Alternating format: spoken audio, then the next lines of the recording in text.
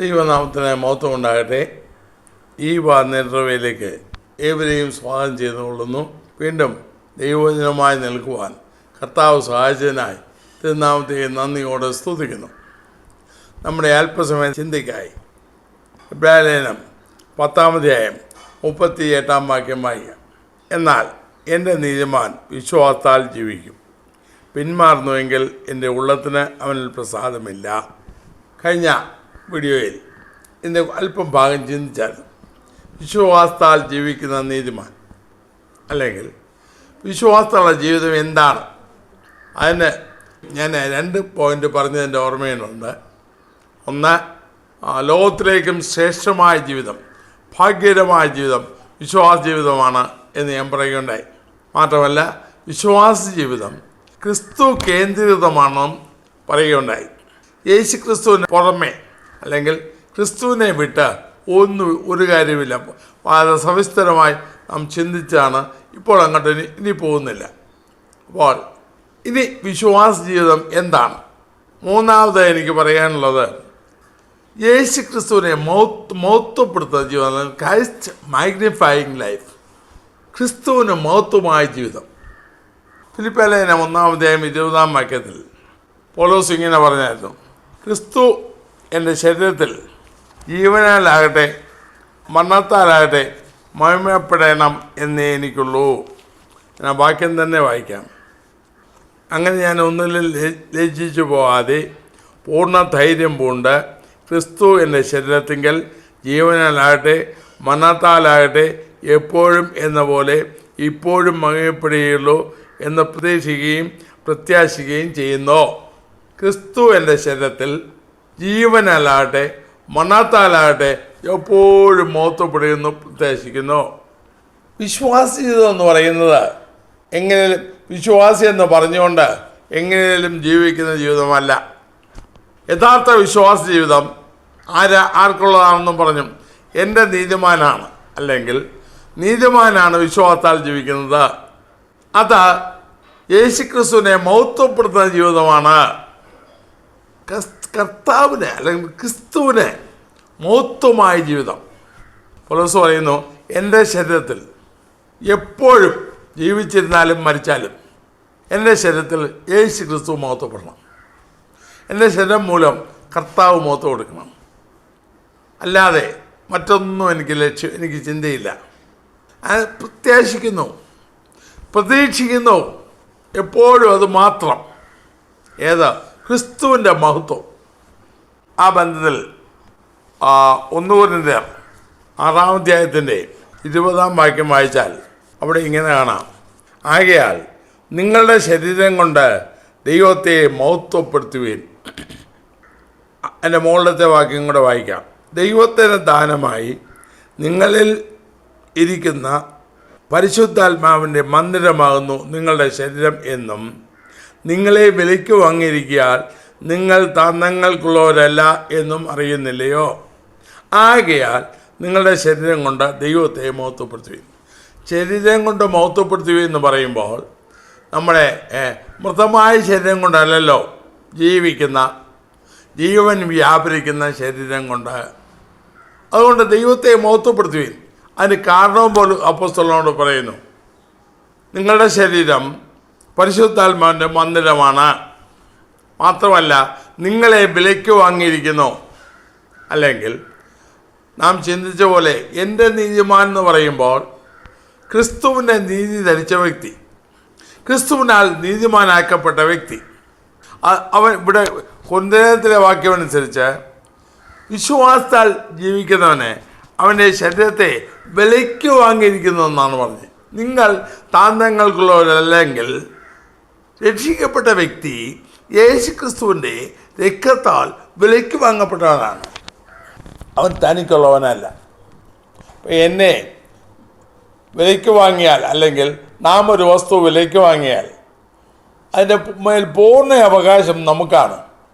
അതേപോലെ തൻ്റെ ജീവരക്തം കൊടുത്ത അപ്പോസ്തലർ പ്രവൃത്തി 20-ാം അധ്യായം വായിച്ചാൽ പൗലോസ് അവിടെ പറഞ്ഞിട്ടുണ്ട്, കർത്താവ് താൻ സ്വന്തം രക്തത്താൽ സമ്പാദിച്ച സഭ ക്രിസ്തുയേശുവിൻ്റെ രക്തത്താൽ വിലയ്ക്ക് വാങ്ങപ്പെട്ട ജനം. അവർ തങ്ങൾക്കുള്ളവരല്ല. ഇന്ന് പലരും ധരിക്കുന്നത് രക്ഷിക്കപ്പെട്ടു, ബോൺ അഗെയിൻ. രക്ഷിക്കപ്പെട്ടെന്ന് പറയുന്നതും പോരായ്മയാണല്ലോ. ബോൺ അഗെയിൻ എന്നാണ് പറയുക. ബോൺ അഗെയിൻ ആയി കഴിഞ്ഞാൽ പിന്നെ എല്ലാമായെന്ന. എന്നാൽ വേദപുസ്തകത്തിൽ യഥാർത്ഥമായി വീണ്ടും ജനിച്ചവൻ, യഥാർത്ഥമായി രക്ഷിക്കപ്പെട്ടവൻ തനിക്കുള്ളവനല്ല, യേശുവിൻ്റെ വകയാണ്. അവനെ ദൈവത്തിൻ്റെ നീതിയിൽ ജീവിക്കാനൊക്കെ ഉള്ളൂ. ആ നീതിമാൻ അല്ലെങ്കിൽ വിശ്വാസ ജീവിതം നയിക്കാൻ ആരംഭിച്ചവൻ യേശു ക്രിസ്തുവിൻ്റെ മഹത്വമായി ജീവിക്കും. പൊരുന്തലേഖനത്തിൽ പൗലോസ് വ്യക്തമായി പറയുന്നു, നിങ്ങളുടെ ശരീരം കൊണ്ട് ദൈവത്തെ മഹത്വപ്പെടുത്തുവീൻ. ശരീരം കൊണ്ട് ദൈവത്തെ മഹത്വപ്പെടുത്തുക എന്ന് പറയുമ്പോൾ വെറും വായ കൊണ്ട് മാത്രം മഹത്വപ്പെടുത്തിയാൽ കാര്യമില്ല. നമ്മളെ ആര് വിലയ്ക്ക് വാങ്ങിയോ, വിലയ്ക്ക് വാങ്ങിയവൻ്റെ ആവശ്യത്തിന് വേണ്ടി നാം ഉപയോഗിക്കപ്പെടണം. തീമോഥെയോസിന്റെ ലേഖനത്തിൽ 2 തീമോഥെയോസ് 2-ാം അധ്യായത്തിൽ അപ്പോസ്തലൻ ഇങ്ങനെ പറയുന്നു, 20-21, ഒരു വലിയ വീട്ടിൽ പൊന്നും വെള്ളിയും കൊണ്ടുള്ള സാമാനങ്ങൾ മാത്രമല്ല മരവും മണ്ണും കൊണ്ടുള്ളവയും ഉണ്ട്. ചിലത് മാന്യകാര്യത്തിനും ചിലത് ഹീനകാര്യത്തിനും ഉപയോഗിക്കുന്നു. ഇവയെ വിട്ടകന്ന് തന്നെത്താൻ വെടിപ്പാക്കുന്നവൻ വിശുദ്ധവും ഉടമസ്ഥന ഉപയോഗവുമായി നല്ല വേലയ്ക്കൊക്കെയും ഒരുങ്ങിയിരിക്കുന്ന മാനപാത്രമായിരിക്കും. ഇവയെ വിട്ടകന്ന്, ആഴാത്തെല്ലാം വിട്ടകന്ന് തന്നെത്താൻ വെടിപ്പാക്കുന്നവൻ. അപ്പോൾ രക്ഷിക്കപ്പെട്ടെന്ന് പറയുന്നവർ അല്ലെങ്കിൽ വിശ്വാസ ജീവൻ നയിക്കുന്നെന്ന് പറയുന്നവർ, ഞാൻ വിശ്വാസിയാണെന്ന് പറയുന്നവർ തങ്ങളുടെ ശരീരം കൊണ്ട് ദൈവത്തെ മഹത്വപ്പെടുത്തുന്നവരായിരിക്കണം. അവന് മഹത്വമായി ജീവിക്കണം. അപ്പോൾ അവിടെ വേറൊരു കാര്യം വരുന്നു. ജീവനുള്ള ശരീരം കൊണ്ട്, മരിച്ച ശരീരം കൊണ്ട് ദൈവത്തെ മഹത്വപ്പെടുത്താൻ സാധ്യമല്ലല്ലോ. അപ്പോൾ ജീവനുള്ള ശരീരമാണെങ്കിൽ ഒരു പ്രധാന കാര്യം ഉണ്ടാകുന്നു. നമ്മുടെ എല്ലാ പ്രവൃത്തിയും നമ്മുടെ ചിന്തയ്ക്കനുസരിച്ചാണ്. നാം ചിന്തിക്കുന്ന പോലെ നാം പ്രവർത്തിക്കുന്നു. അങ്ങനെ വരുമ്പോൾ നാം ചിന്തിക്കുന്നതാണ് പ്രവൃത്തിഭാഗത്തിൽ വരിക. ചിന്തിച്ചതിന് ശേഷമാണ് നാം സംസാരിക്കുക. അതാണ് പ്രവൃത്തിഭാഗത്തിൽ വരിക. അപ്പോൾ നാം എന്താ ചിന്തിക്കണ്ടേ? ഫിലിപ്പിയ ലേഖനം 4-ാം അധ്യായം 8-ാം വാക്യത്തിൽ അപ്പോസ്തലൻ പറയുന്നുണ്ട്. മാത്രമല്ല കൊലോസ്യ ലേഖനം 3-ാം അധ്യായം 1-ാം വാക്യത്തിൽ നിങ്ങൾ ക്രിസ്തുവിനോടുകൂടെ ഓർത്തെടുത്തിരിക്കുന്നു എങ്കിൽ ക്രിസ്തു ദൈവത്തിൻ്റെ വലതുഭാഗത്തിരിക്കുന്നിടമായ ഉയരത്തുള്ളത് അന്വേഷിപ്പീൻ, ഭൂമിയിലുള്ളതല്ല ഉയരത്തുള്ളത് തന്നെ ചിന്തിപ്പീൻ. 2-ാം വാക്യം, ഭൂമിയിലുള്ളതല്ല ഉയരത്തുള്ളത് തന്നെ ചിന്തിപ്പീൻ. അപ്പോൾ നമ്മുടെ ചിന്ത എങ്ങനെ വ്യാപരിക്കുന്നോ അതിൻ്റെ ഫലം അതുപോലെ ആയിരിക്കും നാം പ്രവർത്തിക്കുന്നത്. അങ്ങനെ വരുമ്പോൾ നമ്മുടെ ചിന്ത എന്താണ്? അപ്പോസ്തലൻ പറയുന്നു, ഇന്ന് പലർക്കും ചിന്തയുടെ മേലെ ഒരു നിയന്ത്രണവുമില്ല. കാട് കയറി ചിന്തിക്കുന്നു. രാപ്പകൽ അവരുടെ ചിന്ത കാട് കയറി പോവുകയാണ്. എന്നാൽ ഫിലിപ്പിയ ലേഖനം 4-ാം അധ്യായത്തിൻ്റെ 8-ാം വാക്യത്തിൽ അപ്പോസ്തലൻ പറയുന്നു, നോക്കുക, നാം എന്ത് ചിന്തിക്കണം. ഒടുവിൽ സഹോദരന്മാരെ, സത്യമായതൊക്കെയും ഘനമായതൊക്കെയും നീതിയായതൊക്കെയും നിർമ്മലമായതൊക്കെയും രമ്യമായതൊക്കെയും സൽകീർത്തിയായതൊക്കെയും സൽഗുണമോ പൂഴ്ചയോ അതൊക്കെയും ചിന്തിച്ചു കൊള്ളുവിൻ. എന്തെങ്കിലും ചിന്തിക്കാൻ നമുക്ക് വ്യവസ്ഥയില്ല. കാരണം നമ്മളെ വിലയ്ക്ക് വാങ്ങിയതാണ്. ദൈവത്തിൻ്റെ പരിശുദ്ധാത്മാവ് നമ്മൾ വസിക്കുന്നു പറയുന്നു. അപ്പോൾ വിലയ്ക്ക് വാങ്ങിയവരുടെ മേൽ ദൈവാത്മാവ് വസിക്കുന്നു എങ്കിൽ ആത്മാവിൻ്റെ ചിന്തയാണ് നമുക്ക് ബാധകമായത്. അങ്ങനെ വരുമ്പോൾ സത്യമായത് ഞാൻ ഒക്കെ അങ്ങ് മാറ്റിയിട്ട് സത്യമായത്, ഘനമായത്, നീതിയായത്, നിർമ്മലമായത്, രമ്യമായത്, സൽകീർത്തിയായത്, സൽഗുണമോ പൂഴ്ചയോ ആയതൊക്കെയും ചിന്തിച്ചോളുവേൻ. സത്യമായി ചിന്തിക്കുമ്പോൾ നമുക്കവിടെ അസത്യത്തിന് സ്ഥാനമില്ലല്ലോ. ഗൗരവമായത്, ഗൗരവമായത്, പ്രധാനപ്പെട്ടത് ചിന്തിക്കുമ്പോൾ, നമ്മുടെ ചിന്തയെ ഭരിക്കുമ്പോൾ ഇവിടെയുള്ള അല്പമായ കാര്യങ്ങൾക്ക് സ്ഥാനമില്ലല്ലോ. മോശമായ കാര്യങ്ങൾക്ക് സ്ഥാനമില്ലല്ലോ. നീതിയായത് മാത്രം, അനീതിക്ക് അവിടെ സ്ഥാനമില്ല. നീതിയായി ചിന്തിക്കുമ്പോൾ അല്ലെങ്കിൽ ശരിക്കും പറഞ്ഞാൽ ആത്മാവിനാൽ നടത്തപ്പെടുന്ന നീതിമാൻ്റെ ചിന്ത ഇതാണ്. എൻ്റെ നീതിമാൻ എന്ന് പറയുമ്പോൾ ദൈവത്തിൻ്റെ മഹത്വമായി ജീവിക്കണം എന്ന് പറയുമ്പോൾ, അല്ലെങ്കിൽ വിശ്വാസത്താൽ ഉള്ള ജീവിതം കർത്താവിന് മഹത്വമാണ്, കർത്താവിനെ മഹത്വീകരിക്കുന്നതാണ്. ഞാൻ കഴിഞ്ഞ വീഡിയോയിൽ പറഞ്ഞല്ലോ, ക്രിസ്തു കേന്ദ്രീകൃതമാണ്. അടുത്ത അവന് മഹത്വമായി, അവന് പുകഴ്ചയായി. അവിടെ വരുമ്പോൾ അത് നീതിയായി ചിന്തിക്കുന്നത്, അനീതിക്ക് അവിടെ സ്ഥാനമില്ല. മാത്രമല്ല നിർമ്മലമായത്, അശുദ്ധിക്ക് അവിടെ ആഘാതത്തിന് സ്ഥാനമില്ല. രമ്യമായത്, സൽകൃത്യായത്, സൽഗുണമോ പുകഴ്ചയോ അതൊക്കെയും ചിന്തിച്ചു കൊള്ളുവേൻ. ഇതാ ദൈവത്തിൻ്റെ ആത്മാവ് ഈ ചിന്തകൾ, ഇങ്ങനെയുള്ള കാര്യങ്ങളെല്ലാം നമ്മുടെ ചിന്താമണ്ഡലത്തെ ഭരിച്ചാൽ, ഞാൻ തീർത്തു പറയുന്നു, നമ്മുടെ പ്രവൃത്തിയും അതേപോലെയായിരിക്കും. യശയ്യാപ്രവചനത്തിലുള്ള വാക്യമുണ്ട്, ഉത്തമനോ ഉത്തമ കാര്യങ്ങളെ ചിന്തിക്കുന്നു. യശയ്യാപ്രവചനം 32-ാം അധ്യായം 8-ാം വാക്യം, ഉത്തമനോ ഉത്തമ കാര്യങ്ങളെ ചിന്തിക്കുന്നു, ഉത്തമ കാര്യങ്ങളിൽ മുന്നോട്ട് നിൽക്കുന്നു. ഉത്തമരെങ്കിൽ, മറ്റു വാക്കിൽ പറഞ്ഞാൽ ഉത്തമനോട് ചേർന്നവരെങ്കിൽ, ഉത്തമമായത് പ്രാപിച്ചവരെങ്കിൽ തീർച്ചയായിട്ടും നമ്മുടെ ചിന്തയും അതുപോലെ തന്നെയായിരിക്കും. ദാനിയേലിനെ കുറിച്ച് എഴുതിയിരിക്കുന്നല്ലോ, ദാനിയേൽ ഉത്കൃഷ്ട മനസ്സിനായിരുന്നു. നാം നികൃഷ്ടമായി ചിന്തിച്ച് ജീവിച്ചവരായിരുന്നു.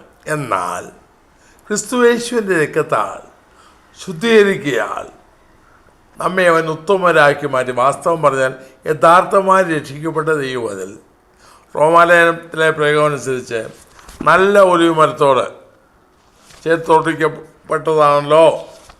മാത്രമല്ല അതിൻ്റെ ഫലപ്രദമായ പേരിന് പങ്കാളിയാക്കിയല്ലോ. അപ്പോൾ നാം വാസ്തവത്തിൽ ഉത്തമരെങ്കിൽ നമ്മുടെ ചിന്തയും ഉത്തമവും ഉത്കൃഷ്ടവുമായിരിക്കും. അപ്പോൾ നമ്മുടെ പ്രവൃത്തിയും ഉത്തമമായിരിക്കും. ദൈവജനം ശ്രദ്ധിക്കേണ്ട വസ്തുത ഇതാണ്, ഉത്തമമായ അല്ലെങ്കിൽ വിശ്വാസ ജീവിതം ഉത്തമ ജീവിതമാണ്. ആ ഉത്തമമായ അനുഭവത്തിൽ നിന്ന് ഉത്തമമായത് മാത്രമേ, മേത്തരമായത് മാത്രമേ വരികയുള്ളൂ.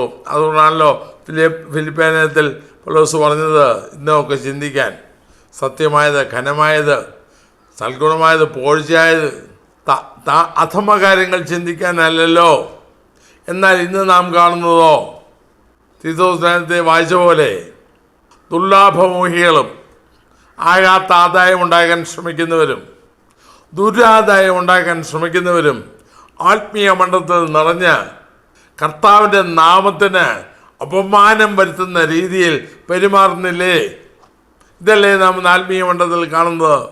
ഞാൻ പറഞ്ഞു വന്നതായിരുന്നല്ലോ, ഏറ്റവും കൂടുതൽ ഒച്ച വയ്ക്കുന്ന, ഏറ്റവും കൂടുതൽ പ്രകടനം നടത്തുന്ന, ഏറ്റവും കൂടുതൽ ഷോ പുറമേക്ക് അഭിനയം നടത്തുന്ന വ്യക്തികൾ ഏറ്റവും നല്ല ആത്മീയന്മാരെന്ന് ചിന്തിക്കുന്ന കാലത്താണ് നാം ജീവിക്കുന്നത്. എന്നാൽ യഥാർത്ഥ ദൈവത്തിൻ്റെ നീതിമാൻ, വിശ്വാസത്താൽ ജീവിക്കുന്ന നീതിമാൻ അതിനൊന്നും പോകത്തില്ല.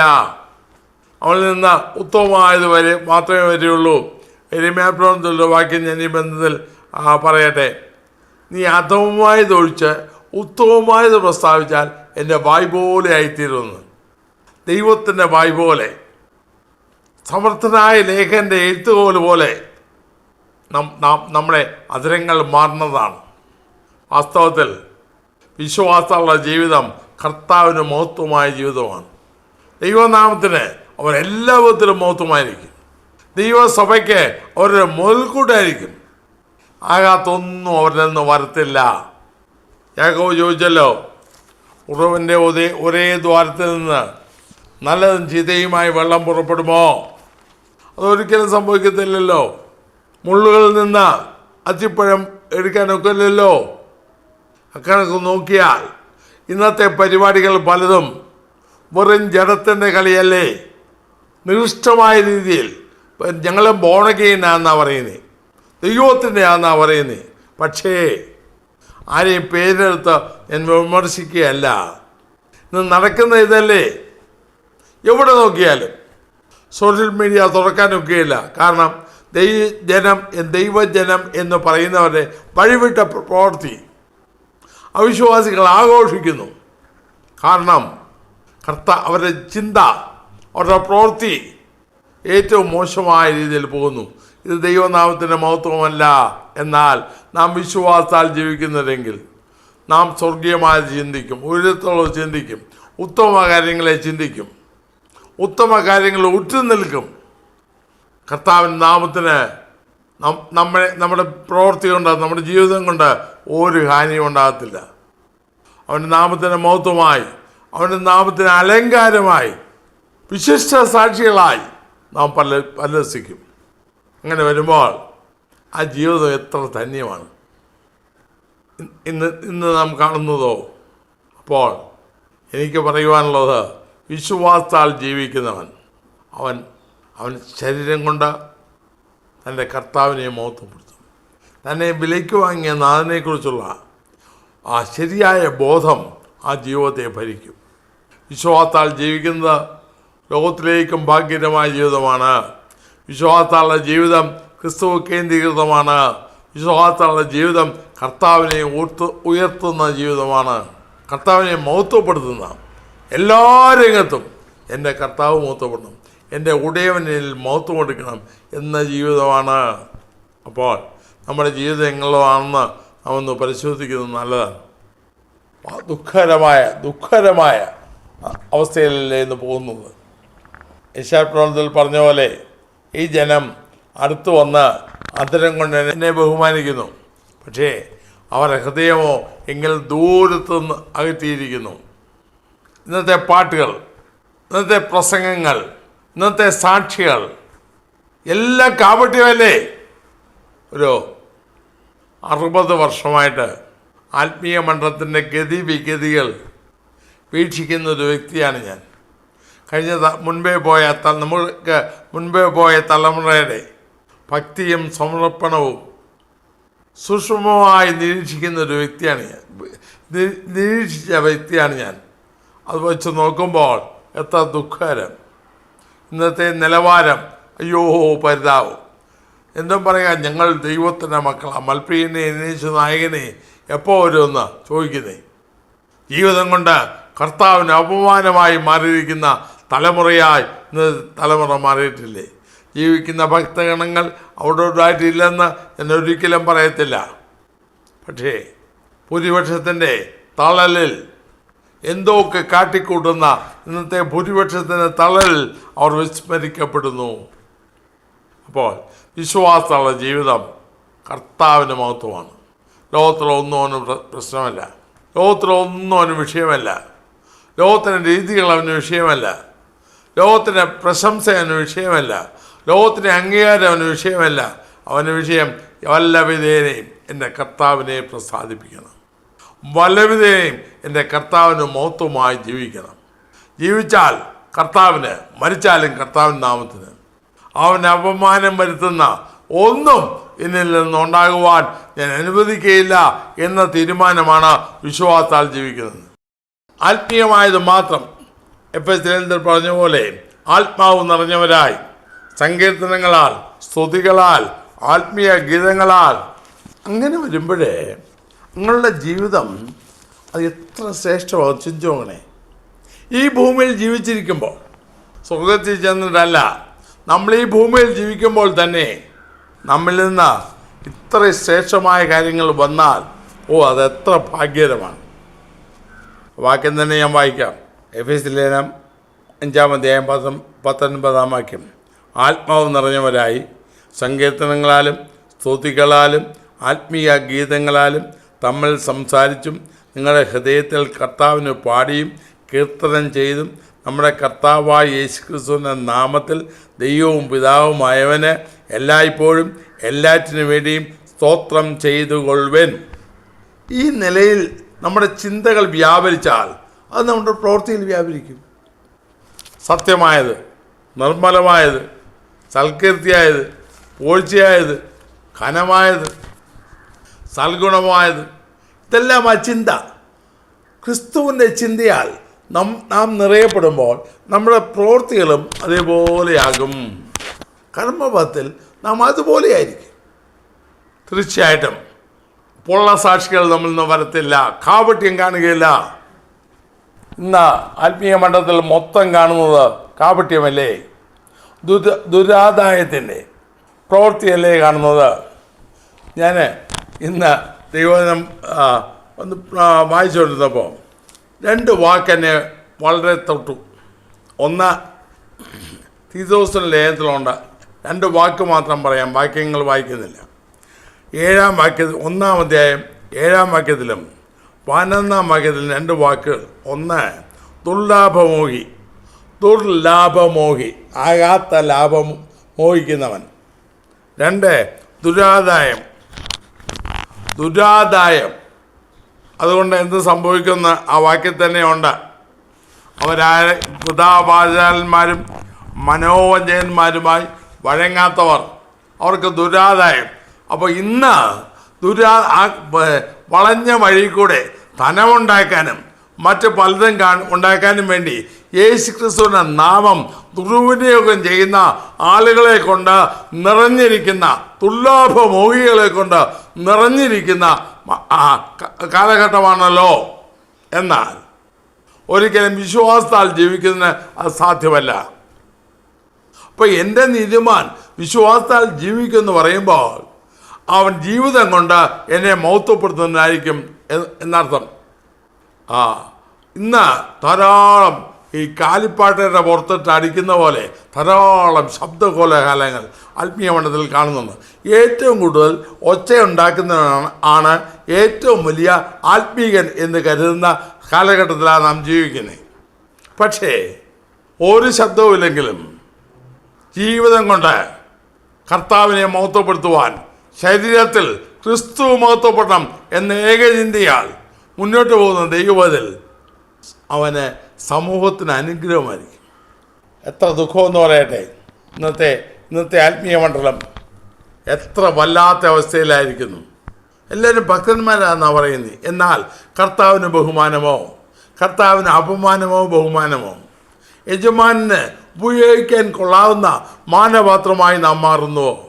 ഇംഗ്ലീഷിൽ ഒരു പഴഞ്ചൊല്ലുണ്ട്, action speak louder than words. വാക്കുകളേക്കാൾ ഉച്ചത്തിൽ പ്രവൃത്തി സംസാരിക്കുന്നു. നമ്മൾ എത്ര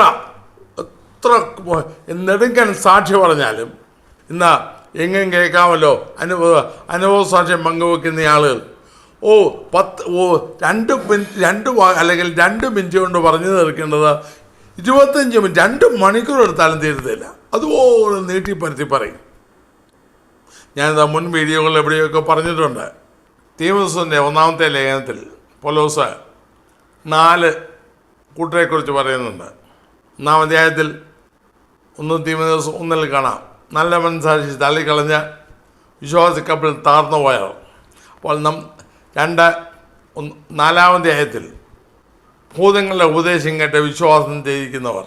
6-ാം അധ്യായത്തിൽ പണത്തിൻ്റെ പുറകെ, ദൈവാഗ്രഹത്തിൻ്റെ പുറകെ പോയി വിശ്വാസം വിട്ടുന്ന ബഹുദുഃഖങ്ങൾക്ക് അതിൻ്റെയായവർ. 6-ാം അധ്യായത്തിന് അവസാന ഭാഗത്ത് വ്യാജമായ ജ്ഞാനം സ്വീകരിച്ച് വിശ്വാസം വിട്ടുകളഞ്ഞവർ. അപ്പോൾ ഞാൻ വീണ്ടും പറയുന്നു, വിശ്വാസമുള്ള ജീവിതം കർത്താവിന് മഹത്വമായ ജീവിതമാണ്. കർത്താവിന് മഹത്വമായ ജീവിതം. യോഹന്നാന്റെ സുവിശേഷം 15-ാം അധ്യായത്തിൽ കർത്താവ് പറഞ്ഞ പോലെ, നിങ്ങൾ വളരെ ഫലം കായ്ക്കുന്നതിനാൽ എൻ്റെ പിതാവ് മഹത്വപ്പെടുന്നു.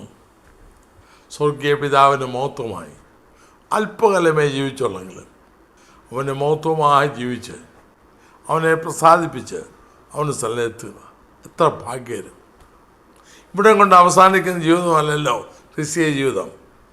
അങ്ങനെയെങ്കിൽ അവനെ മഹത്വപ്പെടുത്തുക, വളരെ ഫലം കായ്ച്ച് സൗരഭ്യം നിറഞ്ഞ് കർത്താവിന് സ്ഥലത്തുവാൻ നമുക്ക് ശ്രമിക്കാം. വിശ്വാസ ജീവിതം ദൈവത്തിൻ്റെ മഹത്വം. വിശ്വാസ ജീവിതം ശ്രേഷ്ഠമായ ജീവിതമാണ്. വിശ്വാസ ജീവിതം ക്രിസ്തു കേന്ദ്രീകൃതമായ ജീവിതമാണ്. വിശ്വാസ ജീവിതം കർത്താവിന് മഹത്വമായ ജീവിതമാണ്. കർത്താവിനെ ചോദിച്ചാൽ ഞാൻ എൻ്റെ വാക്കിലെ ഇവിടെ നിർത്തുവാൻ ആഗ്രഹിക്കുന്നു. അടുത്ത വീഡിയോയിൽ മറ്റ് 2 ഭാഗങ്ങളോട് നമുക്ക് ചിന്തിക്കാം. എല്ലാം കൂടെ ഒന്നിച്ച് ചിന്തിക്കുവാൻ സാധ്യമല്ലല്ലോ. നമ്മുടെ ജീവിതത്തെ നമുക്കൊന്ന് പരിശോധിച്ച് നോക്കാം. നാം വിശ്വാസത്താൽ ജീവിക്കുന്നവരോ നമ്മുടെ ജീവിതം കൊണ്ട് കർത്താവിന് മഹത്വം വരുന്നുവോ? ഇല്ല എങ്കിൽ എവിടെയാണ് വീഴ്ച എന്ന് കണ്ടുപിടിച്ച് യഥാസ്ഥാനപ്പെട്ട് മടങ്ങി വന്ന് കർത്താവേ നിനക്ക് അപമാനമായിട്ടല്ല നിൻ്റെ നാമത്തിൻ്റെ മഹത്വമായി ജീവിപ്പാൻ അതിനെ സഹായിക്കണമേ എന്ന് പ്രാർത്ഥിച്ച് നമുക്ക് കർത്താവിന് യഥാസ്ഥാനപ്പെടാം. അവനെ ജീവിതം കൊണ്ട്, നടപ്പ് കൊണ്ട്, പ്രവൃത്തി കൊണ്ട് അവനെ അപമാനിക്കുന്ന ആരും അവൻ്റെ സ്ഥലം കാണുകയില്ല. ഓണകയെന്ന് പറഞ്ഞ് നമുക്ക് തൽക്കാലം ആശ്വസിക്കാം. പക്ഷേ കർത്താവിന് അപമാനമായി ജീവിക്കുന്ന ആരും തിരുസൽ കാണില്ല എന്നുള്ളത് ഒരു യാഥാർത്ഥ്യമാണ്. നമുക്ക് ആർക്കും അത് ഭവിക്കാതിരിക്കട്ടെ. ദൈവം നമ്മെ സഹായിക്കട്ടെ. നമുക്ക് പ്രാർത്ഥിക്കാം. കർത്താവെ, സ്നേഹവനായ ഞങ്ങളുടെ സ്വർഗീയ പിതാവേ, നല്ല സമയത്തിനായി ഞങ്ങളെങ്ങനെ സ്തുതിക്കുന്നു. നാഥാ, വിശ്വാസ ജീവിതം എന്താണെന്ന് അല്പമായി ചിന്തിപ്പാണ്ടിയാക്കല്ലോ. നാഥാ, മുൻ വീഡിയോയിൽ വിശ്വാസ ജീവിതം ഭാഗ്യകരമായ ലോകത്തിലേക്കും ഭാഗ്യകരമായ ജീവിതമെന്നും വിശ്വാസ ജീവിതം ക്രിസ്തു കേന്ദ്രീകൃത ജീവിതം നിങ്ങൾ ചിന്തിപ്പാണ്ടിയായി. ഈ വീഡിയോയിൽ വിശ്വാസ ജീവിതം അങ്ങേ മഹത്വപ്പെടുത്തുന്ന ജീവിതമാണെന്ന് ചിന്തിപ്പാൻ ഞങ്ങൾക്കിടയായല്ലോ. വാക്കുകൊണ്ടും പ്രവൃത്തി കൊണ്ടും ഞങ്ങളുടെ ജീവിതം കൊണ്ടും ഞങ്ങളുടെ ശരീരത്തിൽ എത്ര നാൾ തരുന്നുവോ അത്ര നാളും എൻ്റെ കർത്താവിന് മഹത്വമായി ദൈവനാമത്തിൻ്റെ പൂഴ്ചയായി ജീവിച്ച കർത്താവെ നല്ല സാക്ഷ്യം അയച്ച മുന്നോട്ട് പോകുവാൻ, നാഥ അങ്ങയുടെ സ്ഥലത്തിൽ ചേർക്കപ്പെടുവാൻ ഇളവരെ സഹായിക്കണമേ. അതിനെ കേൾക്കുന്ന പ്രിയപ്പെട്ടവരോട് അവിടുന്ന് ഇടപെടുമാറാണമേ. യേശു ക്രിസ്തുവിന്റെ നാമത്തിൽ പിതാവേ, ആമേൻ. ഈ വീഡിയോ നിങ്ങൾക്ക് അനുഗ്രഹമായെങ്കിൽ ഇത് മറ്റുള്ളവർക്കും ഷെയർ ചെയ്ത് കൊടുക്കുക. നിങ്ങൾക്കായി പ്രാർത്ഥിക്കുക. ദൈവമായ കർത്താവ് നിങ്ങളെ അനുഗ്രഹിക്കുവാനാകട്ടെ.